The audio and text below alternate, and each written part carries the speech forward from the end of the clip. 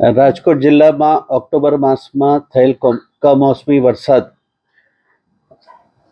ધોરાજી, જેતપુર, લોધિકા, જસદણ, ઉપલેટા, ગોંડલ અને વિછિયા તાલુકાની અંદર મોટા નુકસાન થયેલ, ખેતીને નુકસાન થયેલ છે. આ માટે 71 ટીમની રચના કરવામાં આવી છે. દરેક ગ્રામ સેવકને 8 થી 10 ગામોની જવાબદારી સોંપવામાં આવી છે અને દરેક તાલુકાની અંદર વિસ્તરણ અધિકારી આ તમામ ગ્રામ સેવકો દ્વારા કરવામાં આવેલી કામગીરીનું મોનિટરિંગ કરશે.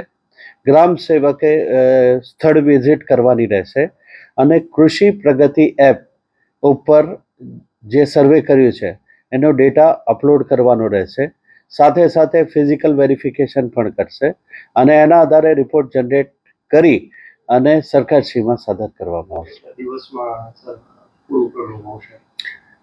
અંદાજિત 71 ટીમની રચના કરવામાં આવી છે અને એના કારણે 10 દિવસમાં આ કામગીરી પૂર્ણ થઈ જશે. દિવાળી પછી પણ કમોસમી વરસાદ જોવા મળી રહ્યો છે, એના માટે કંઈ ખાસ વ્યવસ્થા કરવામાં આવી છે? દિવાળી પછી જ આપણે છેલ્લા 3 દિવસની અંદર ધોરાજીમાં 26 ટોટલ 3 દિવસમાં, જેતપુરમાં 23, લોધિકા 22, જસદણ 20, ઉપલેટા 18, ગોંડલ 16 અને વિછિયા 13 mm વરસાદ પડ્યો છે. એ અનુસંધાને પણ સર્વે કરવામાં આવશે. હજુ પણ ભારે વરસાદની આગાહી છે, એને લઈને કઈ તકેદારી દ્વારા?